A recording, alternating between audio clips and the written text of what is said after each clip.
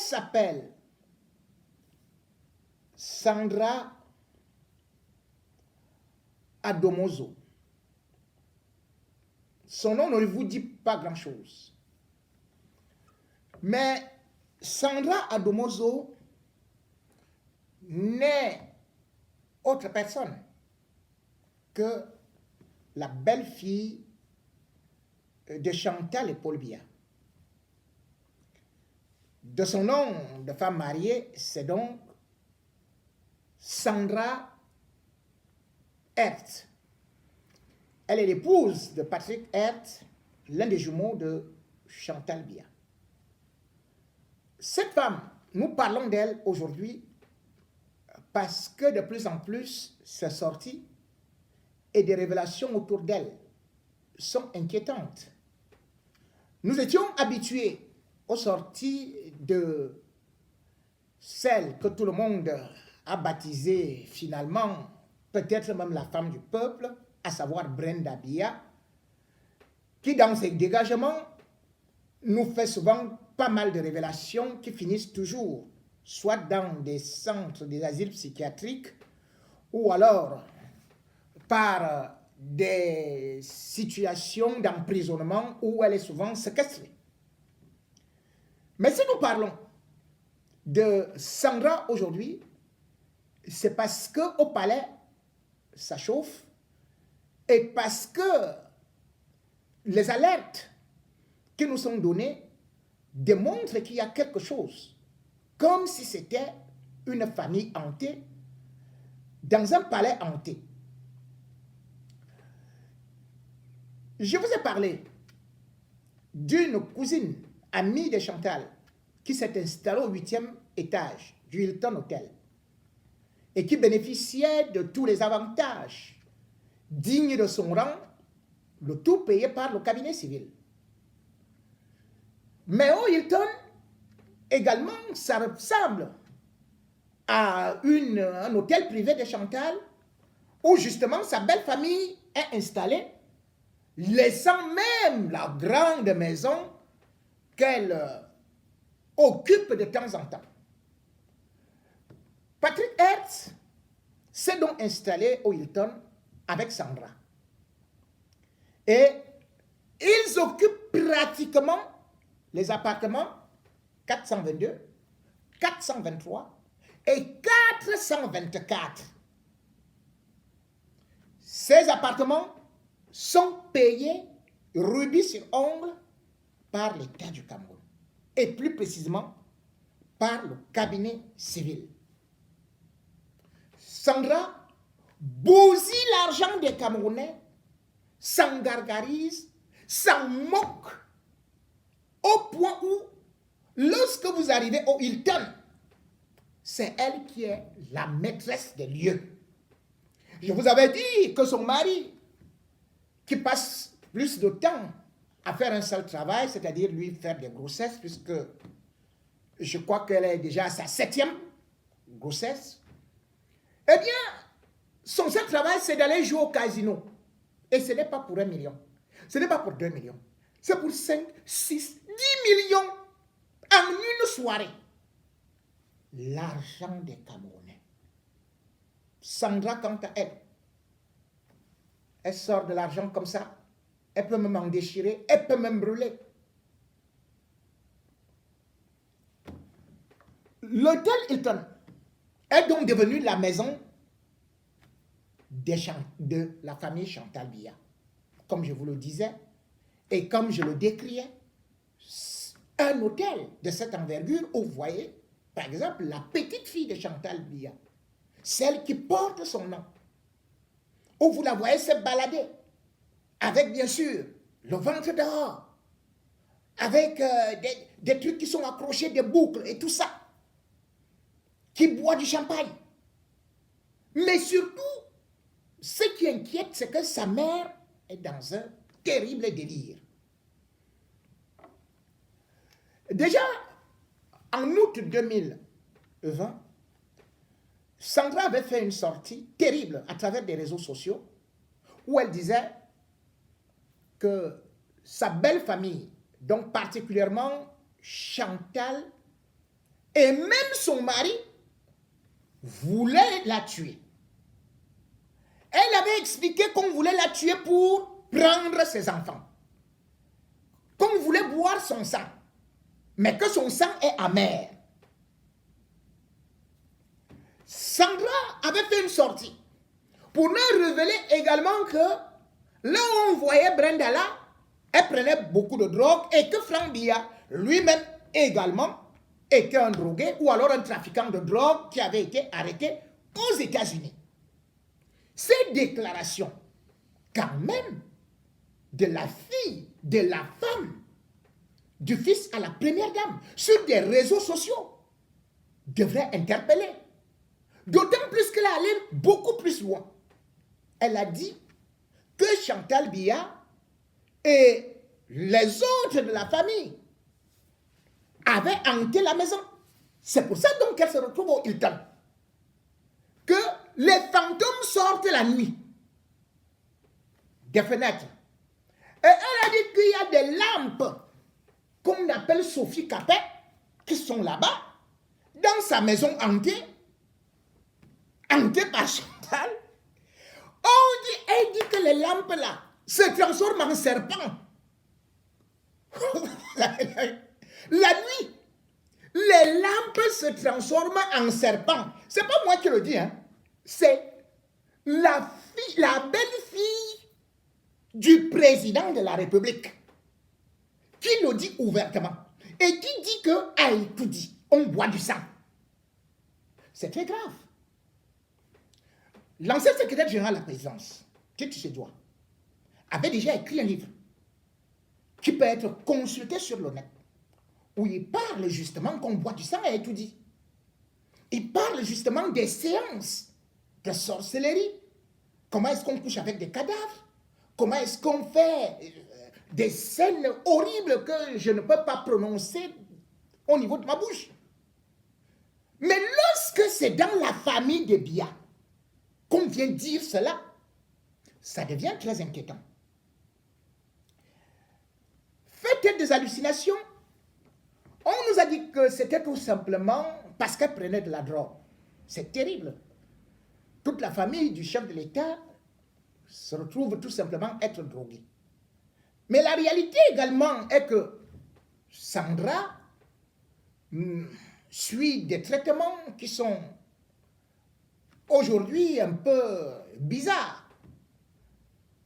Si quelqu'un a des problèmes de drogue, mais elle va faire une cure de désintoxication. Mais que fait-elle?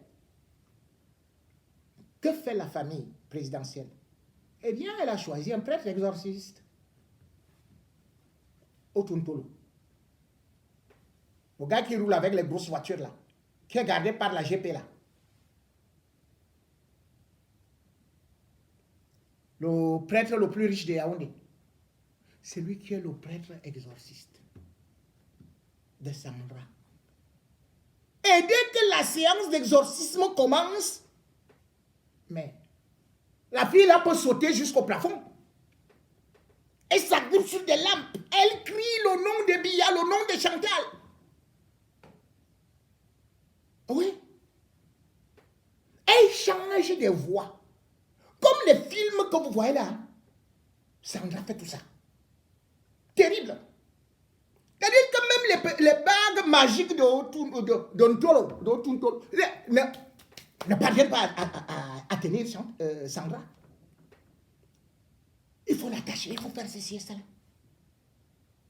Et ces révélations sont horribles, terribles, à chaque fois qu'elle se met en transe.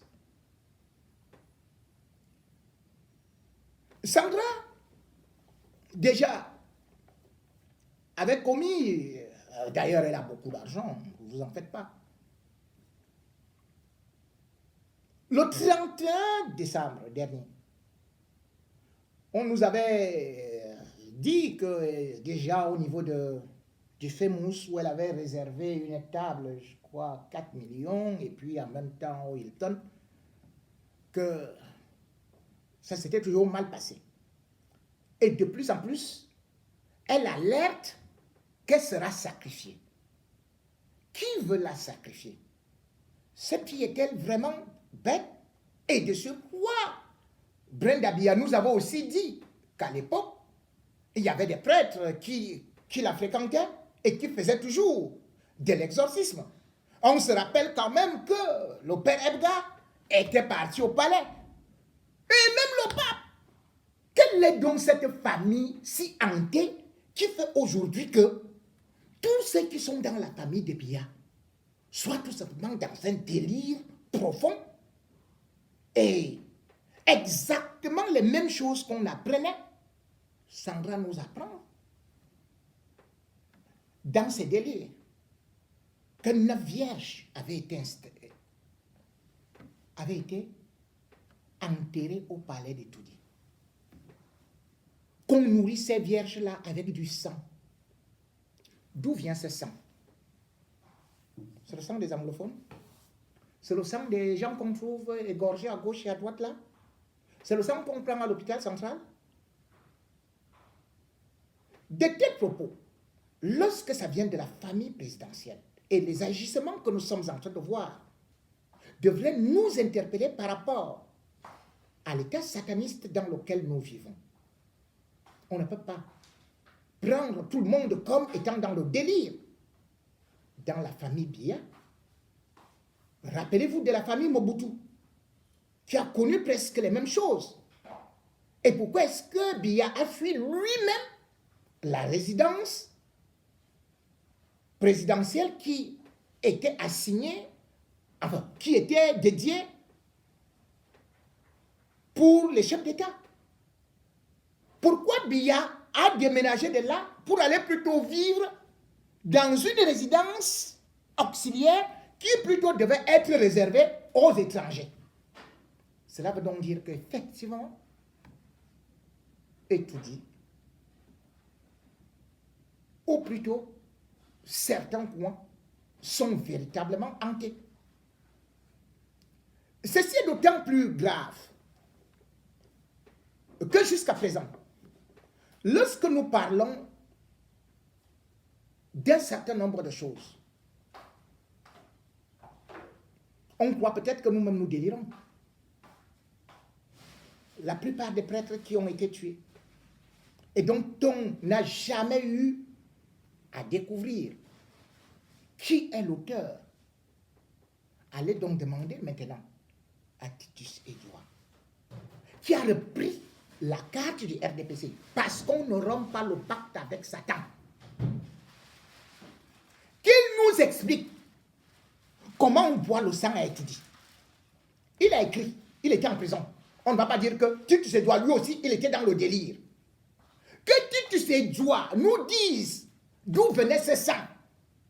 C'est un crime que de dire qu'on boit du sang dans un palais présidentiel et que les gens de la même famille présidentielle viennent vous dire qu'on y verse le sang chaque soir, chaque matin.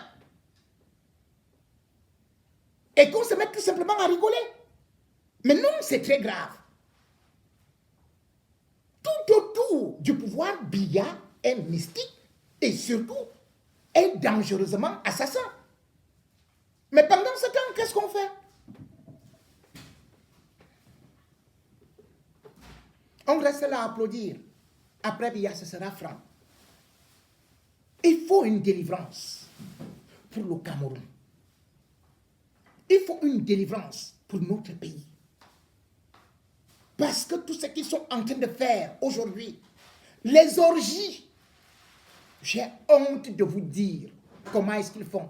Est-ce que vous savez que les ministres de Biya vont déjà jusqu'à faire que quand celui-là avait signé les dossiers dans son bureau, soit il y a des petits garçons, soit il y a des femmes qui sont nues. Ils prennent des repas, ils mangent, ils étalent ça sur le sexe d'une femme. Tout ça, c'est quoi? Nous sommes dans quel régime là? C'est toujours pour endormir les Camerounais? Regardez ce qu'on appelle le golf. Le golf a été créé pour les étrangers, enfin pour les expatriés. Et aussi pour les super riches, c'était son sport. Il a créé le parcours du golf. Mais aujourd'hui, vous savez ce qui se passe au golf? Eh bien, les membres du gouvernement et tous les grands voleurs sont devenus des golfeurs. Ils ont transformé là-bas en Sodome et Gomorrhe. Toutes les influenceuses d'État, ils vont. Tu achètes un petit pantalon qui te sert, tu mets les lunettes noires, et vous apprenez. Et puis tu achètes le petit panier de balles, le ministre est là-bas, bim, tu envoies. Tout se passe dans les buissons, derrière les arbres, ceci et cela. On joue au golf sans caleçon. En tout cas, moi je ne vais pas prononcer les noms de ces influenceuses-là. Chacun va chercher sa yama.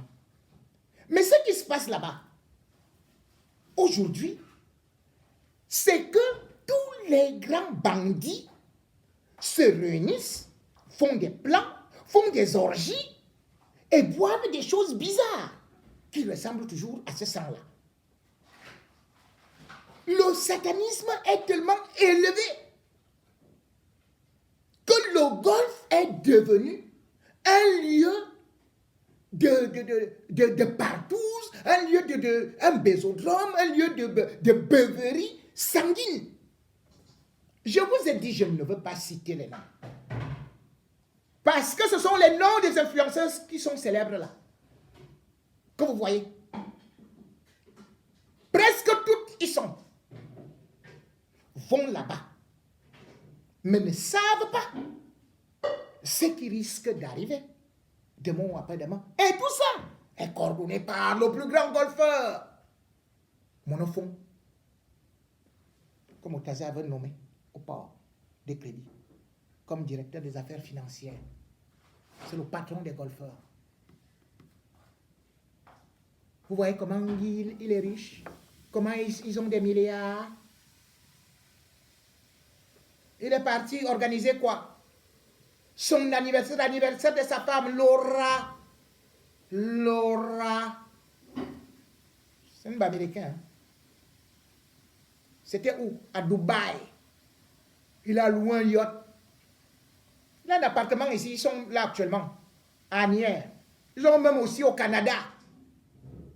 Sans oublier le château qu'ils ont à Yaoundé. Regardez son âge, il est, je pense, 69 ans. Le gars est multimilliardaire. Vous avez déjà beaucoup d'argent. Et vous voulez tellement mettre le Cameroun à terre, nous laisser transformer le pays en enfer. Le voilà, il est là. Les petits paysans,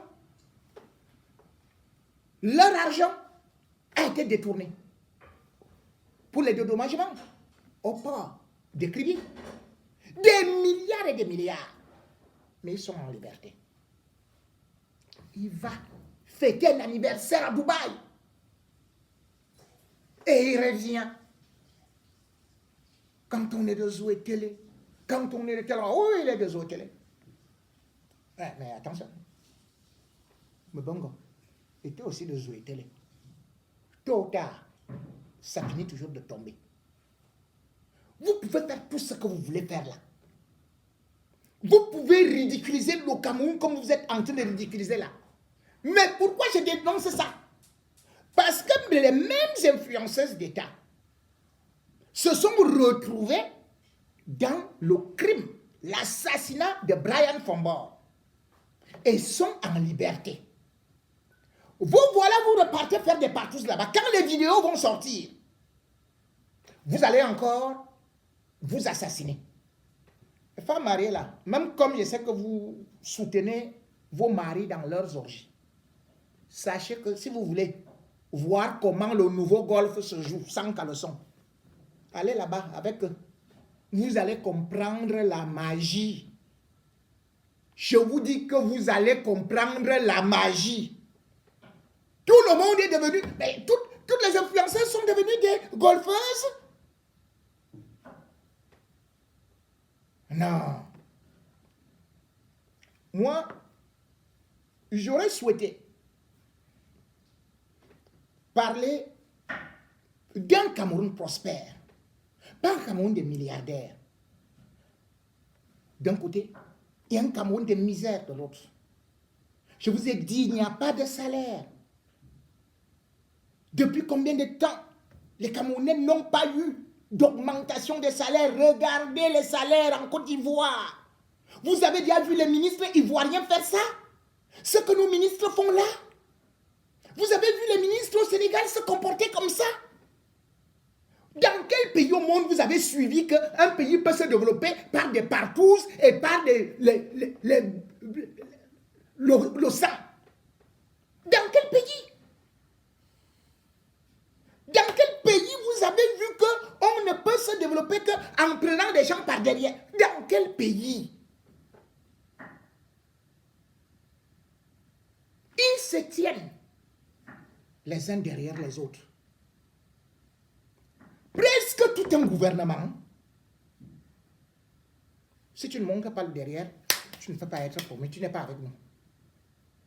Et vous reprenez encore des filles, même chose. Et les filles même vont là-bas aussi avec d'autres. Mais attends, c'est terrible.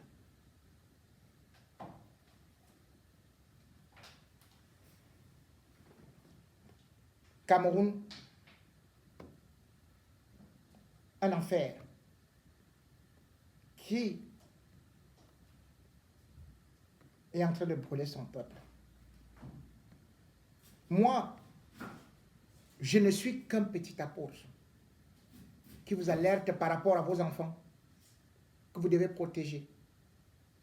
Je ne suis qu'un apôtre qui vous alerte par rapport à leurs pratiques qui enlèvent toute votre énergie. Je ne fais qu'alerter par rapport aux dangers qui nous minent. Parce que d'autres pays se développent à côté de nous. Le Cameroun ne fait que régresser. La situation ne fait que s'empirer. Et puis, il y a la vie chère. Dans tous les pays au monde, on cherche à redistribuer au petit peuple. On cherche à accorder de l'attention au panier de la ménagère, d'y injecter quelque chose en ces temps de guerre en Ukraine. Mais regardez au Cameroun, l'inflation est à un niveau extraordinaire. On ne peut plus avoir l'huile, le carburant, le riz, la tomate. Est-ce normal que vous, qui êtes au pays, que vous continuez à subir ça sans jamais lever le petit doigt? Est-ce normal de voir ces gens passer avec des grosses bagnoles, aller faire des anniversaires à Dubaï, dans des bateaux de milliardaires, vous narguez, boire du Dom Pérignon, du cheval blanc, du Pétrus, et vous, vous êtes là pour condamner Jipo-Remigono, pour dire que c'est moi qui n'aime pas le pays. Je n'utilise pas l'argent de mon pays. Je n'ai jamais bénéficié des moyens de l'État. Cet argent-là vous appartient. Il ne leur appartient pas. Et même quand vous êtes là, comment vous pouvez concevoir que lorsqu'il y a une petite réalisation, vous dites que Paul Biya a offert un don. C'est son pays à lui. Ce sont ses matières premières. Le Cameroun appartenait à son père. Il a le titre foncier. Dès que quelqu'un d'autre veut parler, vous dites qu'il veut déstabiliser le pays. Moi, je déstabilise Satan. Et tant qu'ils sont là avec leurs cornes, ces diables bicornes, quatricornes, je les combattrai ad vitam aeternam.